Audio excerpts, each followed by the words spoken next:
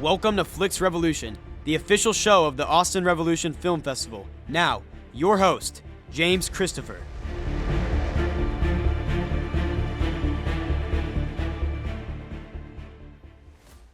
And welcome back to Flix Revolution. You might notice I'm wearing my one of many Halloween Michael Myers t-shirts. Halloween Ends is out in just a couple of weeks, and it is by far one of my favorite times of year. October is the best. It's baseball playoffs, and for the last 5 or 6 years, I've actually had a team that's been involved in October baseball. But of course, it is the run-up to Halloween, probably the most cinematic holiday out there, mostly because you do get horror movies all year long as opposed to Christmas, where it's just, in December, or if you're Hallmark, in July. I'm not mad at it, though. I'm mad at it. But yeah, this is the time of horror movies. In horror movies, it's such an interesting thing because when you talk about horror movies, you generally speaking get one of two reactions from people. Now, from my mother, I don't like horror movies. I hear that a lot. I don't like horror movies. And to me, it seems silly. It's like I don't like comedies or I don't like dramas. You might not like slasher films. You might not like torture porn. You might not like movies with a lot of blood and guts, but I bet you there's something in that genre you'll like. The other thing you'll get is you'll be greeted by fans who dress like they're always at a funeral, who don't appreciate your own fandom because it's not hard enough.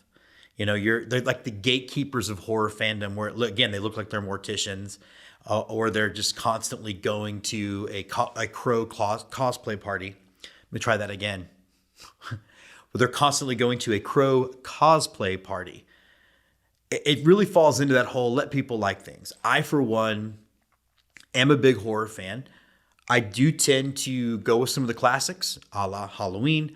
I also tend to gravitate to, I'll be honest, I like studio horror films. I think horror, though, is the singular most important genre in film. And I talk about this with my film students all the time.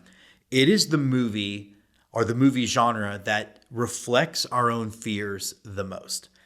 And all you have to do is look at the periods of time when horror movies were, or what were popular in certain periods of time of horror movies.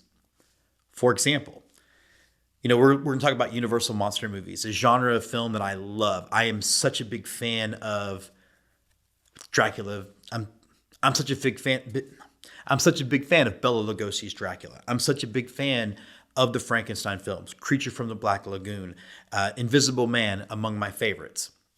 And if you think about those movies, they came out in the 30s and 40s. They took place in Eastern European countries, for the most part, that we necessarily can't really pronounce. And if you think about where we were in history, the United States at the time was very much in an isolationist country. We had just gotten out of World War I. We're still in the Great Depression, and we're starting to see that World War II is coming. We were afraid of the other, things outside of our borders, and that's how you get those horror movies and that sort of intrinsic fear deep inside us. If you think about World War II, and the nuclear bomb is what ends the war, and historians will argue to this day whether it was justified or not. I think it was, as a guy who studied World War II at the University of Texas, hook 'em horns. But either way, we can't deny that it ushered us into an incredibly terrifying state of the world. And you started to see that reflected in horror films, most famously coming out of Japan with Godzilla or Gojira, which of course makes sense as they were the victims of the only nuclear war attack in military history. But you also saw all kinds of either nuclear looking monsters, I remember like giant ants, and I think it's them, or the mad scientist trope. That's really what dominated so much of the 50s. We get into the 60s, you have Night of the Living Dead. And then you see that a lot of the horror movies are starting to really look inward, and Halloween becomes incredibly important. Halloween. Because unlike what Rob Zombie might think, Halloween is about the safe, white, middle class or upper middle class America that goes wrong for no reason why. And we're going to dive into Halloween in a couple of episodes as we talk about Halloween Ends. But it just goes to show you that we are looking at, when we look at horror movies, it really does reflect where we are at any given time. Now, a lot of the Universal movies, I get it, they can be hard to watch for a modern film audience. I mean, I teach film. Some of my kids are just bored to tears. And I understand that there are certain things that that feel old fashioned. A lot of them don't have a score. Some of the sound design is really, really minimal. And some of the shooting techniques are old fashioned. They are, they live in wides and things like that. But I think if you look past those elements that maybe aren't as sophisticated as what we're used to, these are not movies that are based on jump scares, which your mileage may vary on them. Sometimes I think they're cheap. Sometimes they work. The jump scare in Jaws, for example, absolutely works. But these are movies built on thematic horror, and they're built on atmosphere, and they're built on what happens when humans either become corrupted by an evil, a la the vampire films, which are sort of which brought in like the sexualization of the vampire, right? Like vampires were ugly and gross until Bela Lugosi. And now for the most part, we have this very hypersexualized monster, which is something that drives the vampire legend. Or they're the unwilling monster, the one who can't control the monster within, which goes back to Lon Chaney's brilliant portrayal of the Wolfman in The Wolfman.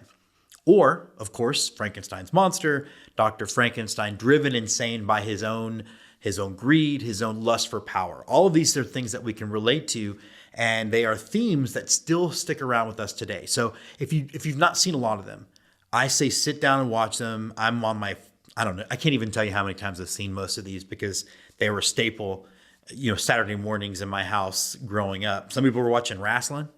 Some people were watching Smurfs. I was watching Bride of Frankenstein. So that tells you a little bit about me. But if you haven't seen them, by all means, dive in, check them out. Try to get past what you are used to seeing in the sort of modern, low attention span horror film and look for the real horror within. So I think you'll like them.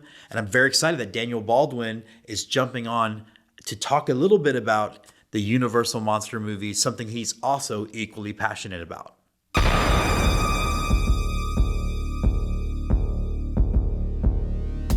And we're super excited to welcome on Flix Revolution the first of 3 consecutive visits with Daniel Baldwin.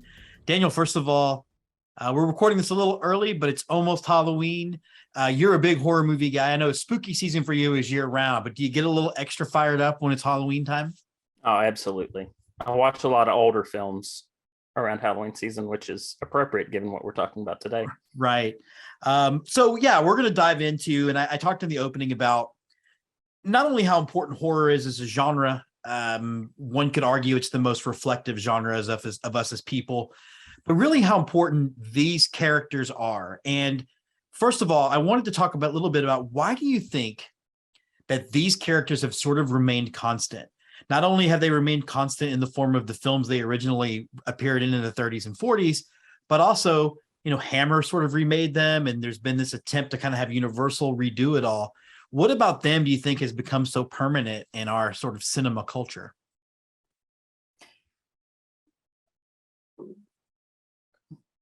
To pardon the pun, they all represent universal fears. The vampires, the fear of the outsider, which can, be taken in different ways. Frankenstein monsters, the fear of being different yourself. And then, of course, the Wolfman is the fear of the danger within inside you that might affect those around you. Is there one of the characters or another that appeals to you? Like, I'm a big Wolfman guy. There are some, it's probably easy for me to figure out which ones I think appeal to me less, but which one is your favorite? I always flip-flop back and forth between the Wolfman and the creature from the Black Lagoon. Those are my 2 favorites. That's also my flip-flop. Yeah, we just, in fact, I just added it into my new teaching space. I've got a classic poster for that one and Frankenstein. I've got 2 more coming. But one of the things I wanted to talk about is, in many ways, this is one of the first examples that we got of a cinematic universe. And one of the things that I appreciated, and you study film like I do, there were often times when they would sort of shortcut stories in other movies, but these movies really do connect. And the things that happened beforehand really do have an impact later on. I think about particularly the Wolfman's character and his constant struggle to get rid of the curse. And we see it not only in Frankenstein versus Wolfman, but also you see it in House of Dracula, House of Frankenstein. How much of an influence do you think this had on things like the MCU and, well, not the DCU, because these movies were good? That's a good question. I don't know. It's hard to gauge because, for better or worse, most of the current cinematic universes that we have, whether they're successful or not, kind of fail to acknowledge, at least publicly, when the filmmakers are talking about them, the fact that the Universal Monster cinematic universe did exist decades earlier. Same thing with the Godzilla one. Yeah, they don't touch on them as much, but I would have to think whether they know it or not, there's some sort of lasting effect on top of everything, particularly in regards to the Wolfman, and to a lesser degree the Frankenstein monster, although they ended up cutting some stuff out of Frankenstein Meets the Wolfman that kind of kneecapped the progression there a bit. One of the things I wanted to ask you about just these particular movies, and I think it's something that people should definitely dive into if they haven't seen them, or if they haven't seen them since they were, I was introduced to these things when I was like 5 or 6 and was just into them immediately. I do like how just interconnected they are. Do you feel like it was Universal's plan all along, or do you think that they realized that we can continue to market these characters if we start having them appear in other people's films? I think it's the latter, but I do like the fact that, at least in their initial attempts, the filmmakers just rolled with wherever things were left in the previous entry, to get a bit more specific. The Wolfman's arc is pretty easy to follow, from his initial film to Frankenstein Meets the Wolfman, and then you have the 2 House films, and then ultimately Abbott and Costello Meet Frankenstein. But the Frankenstein's Monster one was originally going to be somewhat similar. I don't know if you've gotten around to watching Ghost of Frankenstein yet. I've not looked at that one yet. No. Okay. Well, basically, the Frankenstein monster as we know it, that's the last film he exists in, the original one. Because at the end of, these are 70-year-old films, spoilers, but right. At the end of Ghost of Frankenstein, Igor's brain is put into the body of the Frankenstein monster. So the original brain that was across the original bride, son, and now ghost is gone. That monster ceases to exist, and it's technically Igor as the monster from there on out. But one particularly interesting thing at the end of Ghost is Igor's brain is in the monster. He can talk in his voice, but he's blind. Now, when you get to Frankenstein Meets the Wolfman, they originally shot it with Bela Lugosi speaking lines as Igor as the Frankenstein monster. That's why they cast him in the role. So they just flip-flopped him over. Yeah. And of course, it's the first one where the monster is wandering around like this because he's blind. He can't see where he's going. That's why his hands are in front of him. Okay. But they cut out all of Lugosi's dialogue and the references to the monster being blind. So it just looks like a weird performance tick that was added like 5 films in. Why do you think they did that? Why do you think cut something that I think would have really humanized the character for people? Is that part of it? They didn't want to? That might have been it. Supposedly there were some giggles during the test screenings, but you know how test screenings are. That doesn't really necessarily mean anything. As far as I know, the footage is lost to time, but if you pay attention when the monster's in the background and the scene, other characters are talking in the foreground, you can see Bela Lugosi's mouth moving as though he's speaking dialogue in some instances. I'm now going to rewatch that one and look for that. Because you're right. I had no idea that was the case. I've seen obviously most of them. I repurchased them on Blu-ray, the whole 30 film package, and I'm kind of cutting my way through them while also cutting my way through Halloween. One of the things that I was taken by with the Creature of the Black Lagoon movies, and I'm sorry, we're going to definitely ping pong all over these things. It felt very prescient in its sort of message about environment, about particularly in the second one where he gets taken to the aquarium. Like there's a certain, it's hard not to watch that and not think of Blackfish or think of those types of movies. But one of the things as a film historian that I was hoping you could square with me, it definitely felt like all these movies have an artistic message. There's been talk about how like the Spanish version of Dracula is actually the better directed, whereas the English version is the better acted, Creature of Black Lagoon and so on. But they are also still very much products of the studio system. So how much input do you think creators actually had as far as putting some level of subtext into those films? I would say probably a lot, as long as they stuck to their budgets and could pass what they wanted to do by the ratings board. Beyond that, I would imagine they were given quite a bit of freedom to inject whatever they wanted to into the screenplays or the visuals. For instance, of a time where they were nixed, there was originally going to be a flashback sequence in Dracula's Daughter with Bela Lugosi as Dracula before he was killed, holding a black mass in Castle Dracula with his daughter present. The black mass is what brought the censors down on top of them. They said, no, you can't do this. We're not going to allow it. So they cut the scene. Therefore, no Bela Lugosi in the movie. So, that's an instance where it was nixed. But, I mean, you can look at, there's environmental messaging. There's sort of anti-zoo messaging in Revenge of the Creature. And then there's all sorts of stuff that James Whale, snuck into his two Frankenstein movies and The Invisible Man. I think they had a lot of creative freedom within the confines of the budgets that they were given, as long as they didn't tick off the censors. I wonder that too is it's funny, and I'm sure you get this a lot, where when you tell people you like horror movies, there's always the immediate reaction of, well, I don't like horror movies, without actually recognizing that it's a big genre with lots of things. It almost wonders like they didn't really care, as long as it wasn't one of their showpieces, I guess I'm saying. Like Gone with the Wind would have been a showpiece versus these were just movies mostly made for kids, I guess, and they wanted to make sure they got their Saturday matinee money. Yeah, they were, for the most part, they were all low budget films, and they were made for, just a quick turnaround. They can toss one into production, put most of the money into the makeup effects and set design, and then just, make a little money on the return and crank out another one and just make. It was basically a time where small and mid-budget pictures were the bread and butter of Hollywood, as opposed to, you'd make, as a studio, probably one or two huge sweeping epics a year. The rest of your money would come from movies like this, or, screwball comedies, or detective stories and all that. Of course, nowadays it's kind of flip-flopped. Everything is blockbusters. You might occasionally get something like this, but screwball comedy. Shout out to His Girl Friday, which is one of my absolute favorites. I wanted to touch on The Invisible Man a bit. Again, we're ping-ponging.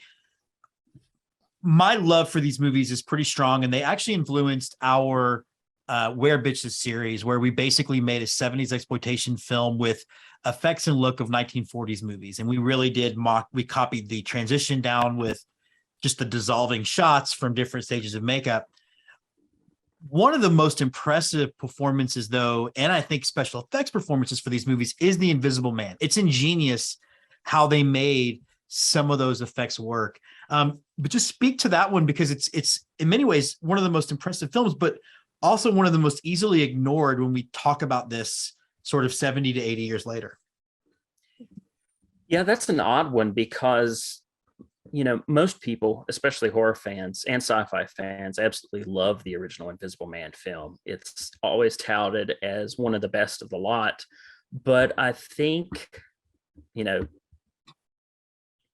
it's lost a lot of its impact because, for better or worse, no one really remembers the sequels. The Mummy franchise is sort of similar in that regard.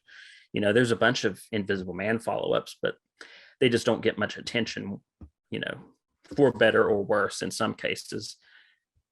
But yeah, I'm not really sure why he hasn't lasted. Maybe it's because, there have been some Invisible Man movies since then, particularly the more recent Universal one, but it's never been a character that other studios and production companies have really latched onto as something that they want to redo.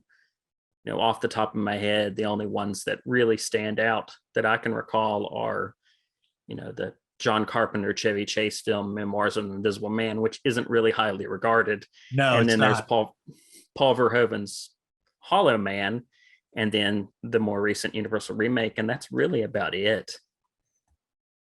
Yeah, I guess that's a great point. I want to talk a little bit about, well, the Abbott and Costello stuff, but before we get that, James Whale, I think, is largely regarded as maybe having directed the best of the films from a visual design perspective.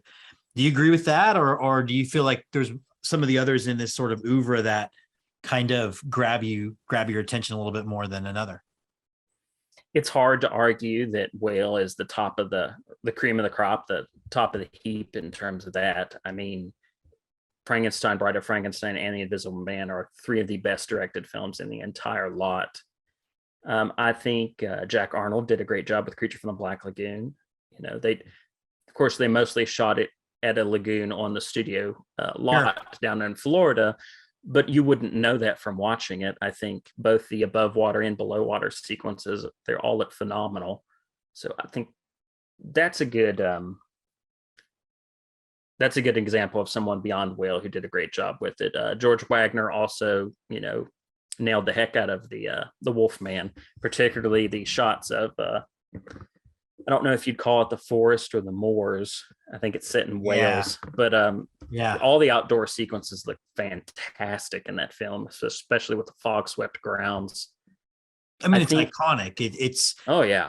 It's one of those things. It's like, it's almost like, how Dracula kind of sexualized the vampire, right? Before it was, and all of those things have kind of lasted since those movies came out. I mean, every werewolf movie has to have that fog going, like you said, going across the moors. It's really, it's funny how impactful these movies really were. It really is. And, for someone like me who grew up watching these, anytime I revisit one of them or see a similar horror film, whether it's older or a brand new one that is filled with gothic imagery and fog swept grounds and creepy dried out trees with no leaves on them, it's kind of like a warm blanket. That's for anyone out there thinking about directing a horror movie, you pump a lot of that imagery into it, I'm more inclined to like it right off the bat. Just Daniel's in. All right. Yeah. Well, I love it. I need to send you the Werebitches stuff to take a look at. I think you'll dig it. But one of the things that, I think the other thing people are surprised by, and this happens with film students all the time. If I could show them this or Psycho or Casablanca, I think they're surprised at how complicated the narratives actually can be. I think we have this idea that movies from the 30s and 40s were just simpler and as a result, less sophisticated. But like you mentioned, there's a lot of real complications in a lot of these storylines. There really is, particularly the earlier ones. I think maybe a lot of that, aside from the fact that even myself, when I was younger, you tend to discount older movies. At least there's that certain age gap in your late teens, early 20s, where you're just not interested in them.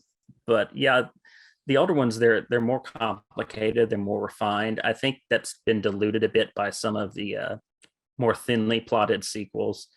As much as I love House of Dracula, I don't think I'd particularly call it a great film. Right. But yeah. Sorry, go ahead. No, you're fine. But the performances are great in all the earlier ones. Casting across the board, recastings not so much as some of the series go on, but the initial castings of all the monsters are pretty much perfect. I mean, it's hard to argue that any of them, should have had someone else in the role. Yeah. I mean, I think definitely like Bela Lugosi, I think it doesn't get more perfect than that. Boris Karloff and all the 18 that he played. So it's all great. Now, one of the things we talk about on the show a lot and talk about in my film program is genre theory. And at some point you always have to deconstruct the genre, which leads me to the Abbott and Costello stuff. One of the things that I want your take on this is how brave that is. And I think about the story of Jaws 3 and how it was supposed to be, Jaws 3 People Zero, directed by the people who made Airplane. But it seemed like Universal did not shy away from almost undercutting the movies that came before in the name of sort of turning the genre in a different direction. You always run that risk when you're doing a comedy, especially that deep into a franchise. Are you poisoning the well? Will you be able to go back to it after you do this? It was a little bit different in the case of these when the Abbott and Costello movie started, because the individual Universal Monster franchises had kind of run their course by that point. They weren't bringing in the money as much. The quality on some of them had dropped. So I guess it wasn't as much of a risk for them in hindsight. But yeah, I mean, they could have just completely torpedoed it and never been able to touch them again. Luckily, they did the best thing you can do with any kind of satirical horror comedy like that, which is to take the horror part of it absolutely seriously. Right. Yeah, I would like to point out to Zanuck and Brown that Jaws had run its course before. I know you didn't think it did, but it had definitely run its course. As we wrap up, everything's ripe for remakes. I think there have been some better than others. Mm-hmm. I actually quite like the Benicio del Toro Wolfman outside of the sort of twist ending to it. We can talk about Tom Cruise's Mummy all day. Maybe one of Tom Cruise's only flops, actually. Yeah. But then I think the Invisible Man remake was excellent. But it does seem like Universal's having a hard time getting their MonsterVerse back up and running. I mean, just overall thoughts on that. I mean, which one of those remakes did work for you, and where do you see these characters going forward as far as newer material? I really enjoyed the Benicio del Toro Wolfman movie. It has some problems. I love Benicio del Toro as an actor, but I'm not sure if he was the best choice for the tone that film was striking. Mm-hmm. But overall, I think it's a good film. And I also love the recent Invisible Man. The Tom Cruise Mummy movie and the Luke Evans starring Dracula Untold, less so. They had a lot of start and stops with their attempt at a dark universe, and they've since given up on it, thankfully. You can make big action adventure monster movies and have it work, but I'd say there's always going to be a box office ceiling on that. And if you're spending $200 million and pumping tons of CGI into a Universal Monsters reboot, you're kind of, face planting from the get-go, whether you know it or not. I think their more recent approach is the way to go. They let Lee Whannell do whatever he wanted with the Invisible Man and made it his own. They're not worrying about building a cohesive universe right now. They're doing a bunch of one-shot movies, which is, right. Some of the characters have multiple different kinds of films in the works. We have a Renfield movie coming out next year that's a horror comedy set in modern day with Nicolas Cage as Dracula. But they also have other Dracula movies in the works. Some of them might be serious, some of them might not be. And I think that's probably the best way to go, at least for now. If they can get a bunch of standalone movies that have no connection with one another off the ground that all work, maybe on down the line they could try again at building something similar to what we got in the 30s and 40s with them all mixing together slowly. But yeah, for now, I think the approach they're taking is the best one. Just make each character work on their own, whether it's a period piece or in a modern setting, and just take it from there. Yeah, I totally agree. And I think also part of what went wrong with Tom Cruise's Mummy is it almost felt a lot like the Brendan Fraser Mummy, and therefore not very much different than the last one we saw. All right, he is Daniel Baldwin. He'll be back next week, where Daniel tries to help me get Friday the 13th. Daniel, thanks for jumping on. Thanks for having me.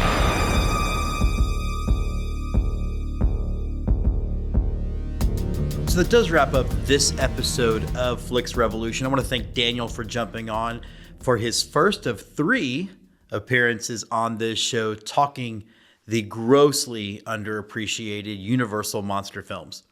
Now, last week we talked about what to do if you didn't get into the Austin Revolution Film Festival. Now, here's what you do if you do get accepted. First things first, recognize that it is an incredibly busy day on selection. It's like Selection Sunday. Is that a March Madness thing? I don't know. Basketball is America's greatest waste of time, I always say. But you get in, And I think your first thing you want to do is express how excited you are. A couple of things. One, absolutely, if you want to write the festival and thank them, that's great. But just say that. Don't really look for a long paragraph or a long letter to be read that first day, because it just isn't going to happen. The other thing to do is make sure you read and follow the instructions when you get in. For ARF, we have a very specific, very almost dense acceptance process. We want you to reply a certain way. We want you to send your emails a certain way. We give you all the information you need for the festival right up front. The only two pieces of data you don't have at that point is the schedule and the award nominations. Make sure you read the letter. It's going to tell you everything that we need from you and everything that you need to survive the festival. If we ask for a certain file type, send that file type.